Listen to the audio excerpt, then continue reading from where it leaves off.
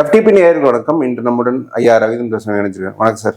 வணக்கம் சார். 2021 சொல்ற ஒரு கான்ஸ்டன்டா சொல்ற ஒரு விஷயம், எடப்பாடி எந்த சூழலிலுமே சசிகலாவையும் தினகரனையும் சேர்த்துக்க மாட்டாருன்னு கான்ஸ்டன்டா நீங்க சொல்றீங்க. அதுதான் ஃபர்ஸ்ட் நீங்க சொன்னீங்க. சசிகலாவை 21 சேர்த்துக்க மாட்டேன், அதுல தெரிஞ்சு எஸ்டாப்ளிஷ் 21 அப்புறம் தினகரனையும் சேர்த்துக்க மாட்டேன்னு நீங்க உறுதியா இருந்தீங்க. அப்புறம் பன்னீர் ஜாயின் பண்ணிட்டார். இப்பதான் பல அதிமுக ஆதரவாளர்களுக்கு பேர்கள் சொல்ற சுமந்த்ராமன் போன்றவங்கலாம் அந்த கசப்பான யதார்த்தத்தை இப்பதான் புரிஞ்சு எடப்பாடியை பிடிச்சி திட்டிட்டு இருக்காங்க. தினகரனோட சேர்றதுக்கு உங்களுக்கு என்னங்க பிரச்சனை அப்படின்னு அவங்க சொல்லிட்டு இருக்காங்க.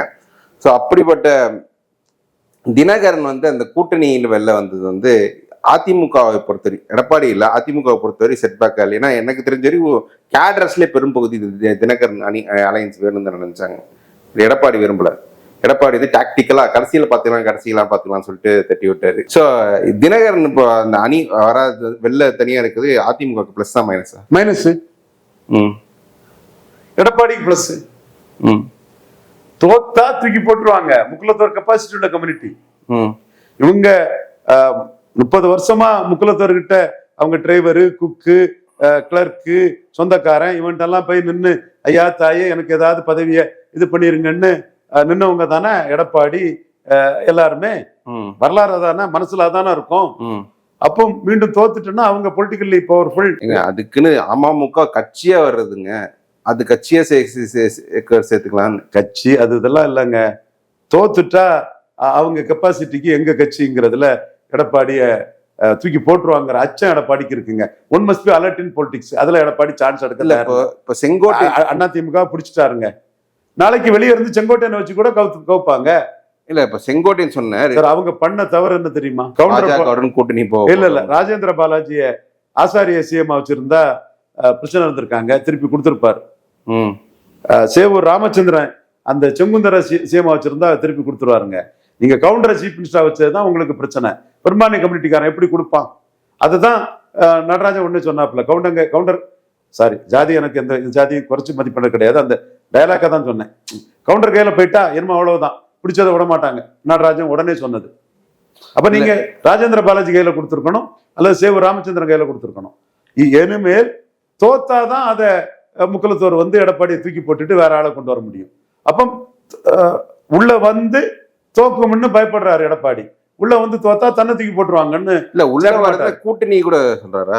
அமமுக உள்ள கூட்டணியா வந்தாலும் கூட ஒரு நெருக்கம் வந்துடும். தோத்த பிறகு தினகரன் வர முடியாது. இன்னொரு தர தினகரன் இன்ஜினியரிங் பண்ணி கொண்டு அதிமுக அரசியலுக்குள்ள தினகரன் மீண்டும் ஆளாக பார்த்துருவாரு. அவங்க விட மாட்டாங்க.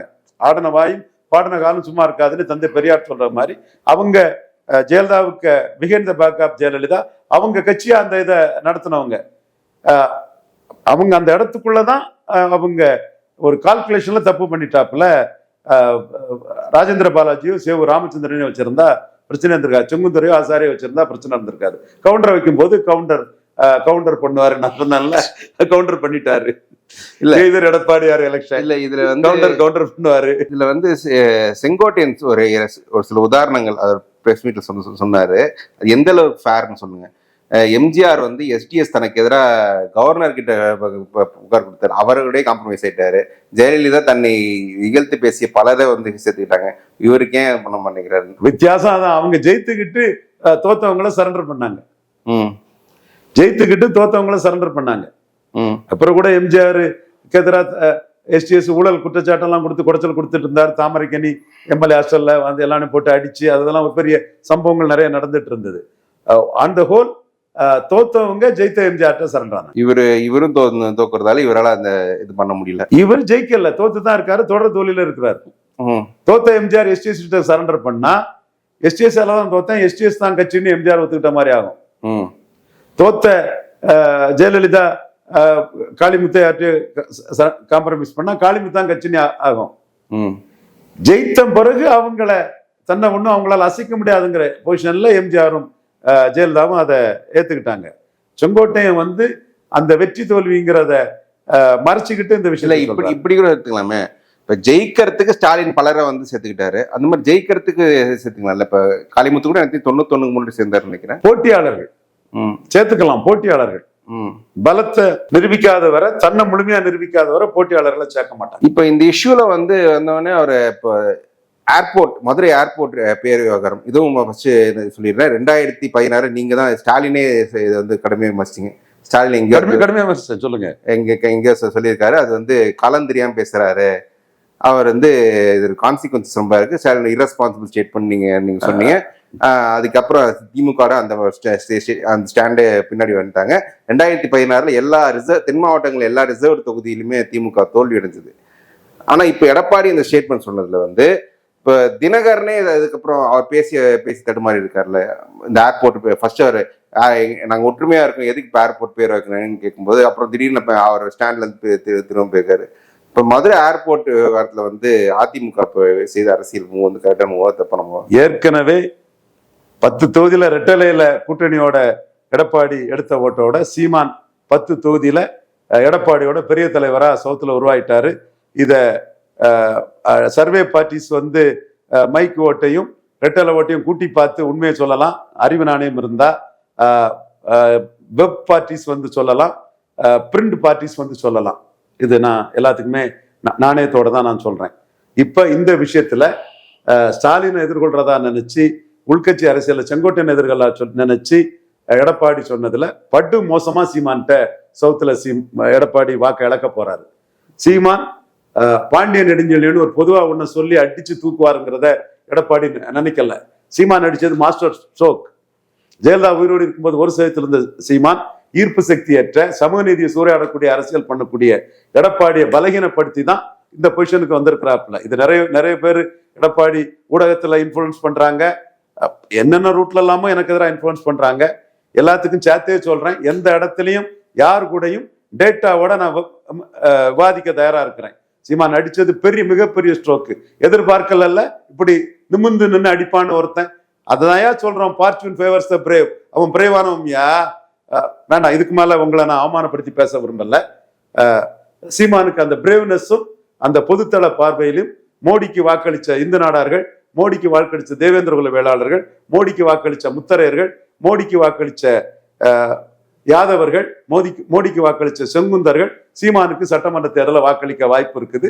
இது மாஸ்டர் ஸ்ட்ரோக். சீமான் போல்டா தட்டி தூக்கி போட்டுட்டு போயிட்டாரு. தமிழ் தேசியங்க அடிப்படையில பாண்டியன், எல்லாரும் பாண்டியர் தான், எல்லாரும் தென் மாவட்டத்துக்கு ஒருமையா இருக்கும். பாண்டிய நெடுஞ்செழியன் பேர்வை சத்ரபதி சிவாஜி வச்ச மாதிரி தமிழ் அடையாளமா பாண்டிய நெடுஞ்செழியனவைன்னு தமிழ் தேசிய அரசியலும் எடப்பாடிக்கு சமூக நீதி சூறையாடக்கூடிய சரண்டர் பொலிட்டிக்ஸையும் சீமான் தட்டி தூக்கி போட்டுட்டு எடப்பாடியை பலகீனப்படுத்திட்டாரு. துக்ளக் ரமேஷ் புரியணும். துக்ளக் ரமேஷுக்கு அறிவு நாணயம் இருந்தா இதை புரியணும், அல்லது சமூக நீதி என்னன்னா புரியணும். சுமன் சி ராமன் இதை புரியணும். இவரு எடப்பாடிக்கு ஆதரவா பேசக்கூடிய தமிழ்மணி சகோதரர் புரியணும். தென் மாவட்ட மக்கள் நிலைமைதான் ஐயநாதன் புரியணும். சுமன் சி ராமன் புரியணும். களத்துல இருந்து சொல்றேன், சீமானுக்கு மாஸ்டர் ஸ்ட்ரோக்ல தென் மாவட்டத்துல மோடி பிரதமர் விழுந்த ஓட்டெல்லாம் சீமானுக்கு விழ போகுது. மாட்டிக்கிட்டார் எடப்பாடி பழனிசாமி, தப்பா ஆடி சிக்கிக்கிட்டார். இப்போ தினகரன் இந்த விஷயத்துல அவர் இங்க தடுமாறுனா அவரே ஒரு ஃபர்ஸ்ட் ஒரு ஸ்டாண்ட் சொல்லிட்டு அப்புறம் 2வது நாள் மாத்தி பேசுறாரு. நான் வேணும் தான் சொன்னேங்க, மதுரை ஏர்போர்ட்டுக்கு ஒரு பேர் வைங்க என்ன, ஆனா கேட்கலன்னு. தினகரன் என்ன நினைக்கிறாருன்னா, இதை சொல்லி தனக்கும் பன்னீருக்குள்ள செல்வாக்க எடப்பாடி இது பண்ண பாக்குறாரு, அதை அடிக்கிறாரு. ஏற்கனவே அந்த 10.5 தினகரன் இப்படித்தான் அடிச்சாரு. ஒரு தொகுதியில ஜெயிக்கிறதுக்காக எடப்பாடி கொடுத்தாருன்னு அடிச்சாரு. அப்புறம் அதுல ஸ்மார்ட் மூவ் தான் தினகரன். தினகரன் இப்போ நம்ம ஏற்கனவே பேசியிருக்கோம், பாஜக இருக்கும்போது மோடியே தினகரனை விரும்பல அப்படின்னு பேசியிருக்கோம். ஆனா அது அப்படி மோடியே தனக்கு விரும்பலன்றது அந்த யதார்த்தம் புரிஞ்சோம். இதே என்டிஏ சிஎம் கேண்டிடேட் எடப்பாடி இல்லைன்னா நான் வரேன், கூட்டணிக்கு வரேன்னு சொல்லியிருக்காரு.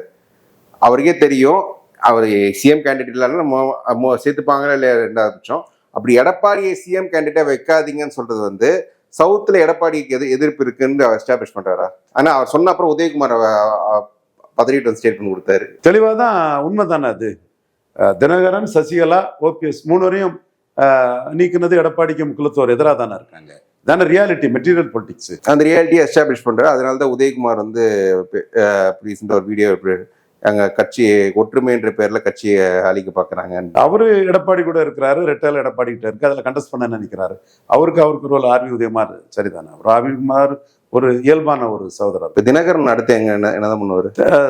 விஜய் சிஎம் கேண்டிடேட்டா ப்ரொஜெக்ட் பண்ண போறாரு. ஏன்னா நானும் அதுக்குள்ள விஜயோட பிட்டர் கிரிட்டிக்னாலும் அம்பேத்கர் சொல்ற மாதிரி ஐடென்டிஃபை த எனிமின்னா எடப்பாடி தான் எனிமின்னு ஐடென்டிஃபை பண்ணியாச்சு.